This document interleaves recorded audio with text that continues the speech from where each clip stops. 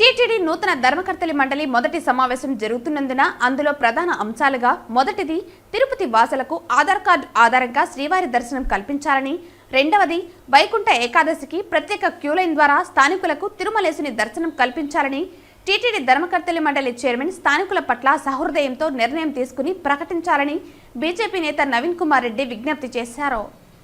ఈ సందర్భంగా నవీన్ కుమార్ రెడ్డి మాట్లాడుతూ తిరుపతిలోని స్థానికులకు కనీసం 3 నెలలకు ఒకసారి ఆధార్ కార్డు ఆధారంగా తిరుమల శ్రీవారిని దర్శించుకునే అవకాశాన్ని కల్పిస్తూ త్వరలో జరగబోవు ధర్మకర్తల మండలి సమావేశంలో తీర్మానం చేయాలన్నారు.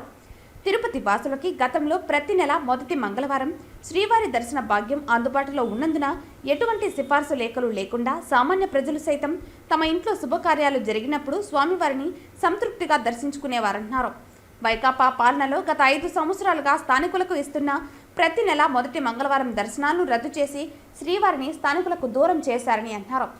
తిరుపతికి అసెంబ్లీ ఎన్నికల సందర్భంగా విచ్చేసిన జనసేనాని పవన్ కళ్యాణ్ స్థానికులకు శ్రీవారి దర్శనం కల్పిస్తామని బహిరంగ ప్రకటన చేయడంతో తిరుపతి ఎన్డీఏ కూటమి ఎమ్మెల్యే అభ్యర్థిగా ఆరణి శ్రీనివాసులని అఖండ మెజారిటీతో తిరుపతి ప్రజలు ఆదరించారని అన్నారు.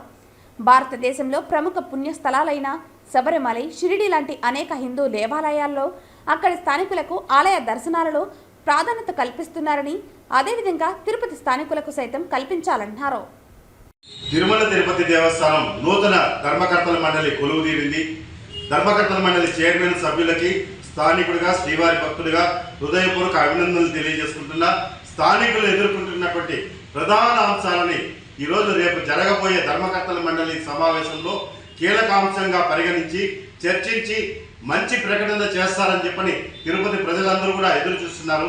అందులో ముఖ్యంగా గతంలో ఉన్నటువంటి ప్రభుత్వాలు తిరుపతిలో ఉన్నటువంటి స్థానికులకి ఆధార్ కార్డు ఆధారంగా తిరుమల శ్రీవారిని ఇంట్లో శుభకార్యాలు జరిగినప్పుడు వెళ్ళి దర్శించుకునే వాళ్ళని ఏ సిఫార్సు లేఖలు లేకుండా మహతి ఆడిటోరియంలో ఇచ్చేవాళ్ళు.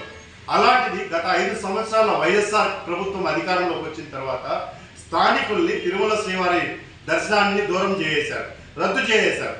దీంతో అనేక మంది స్థానికులు తిరుపతిలో ఉన్నటువంటి స్థానికులంతా కూడా ఇంట్లో శుభకార్యాల్లో జరిగినా, బిడ్డలకు ఉద్యోగాలు వచ్చినా, పరీక్షల్లో పాస్ అయినా తిరుమల శ్రీవారి దర్శనానికి వెళ్ళాలంటే అగమ్య గోచరంగా తయారైపోయింది. సిఫార్సు లేఖలు ఎవరిని అడగాలో తెలియని పరిస్థితి. సామాన్య ప్రజలండి. నేను టీటీడీ ధర్మకర్తల మండలి చైర్మన్ గారికి స్థానికుడిగా విజ్ఞప్తి చేస్తున్నా, దయచేసి మనం ఏదైతే గతంలో కొనసాగిస్తా ఉన్నామో ప్రతి మొదటి మంగళవారం స్థానికులకు శ్రీవారి దర్శనాన్ని దాన్ని కొనసాగించేలా మీరు తీర్మానం చేయండి.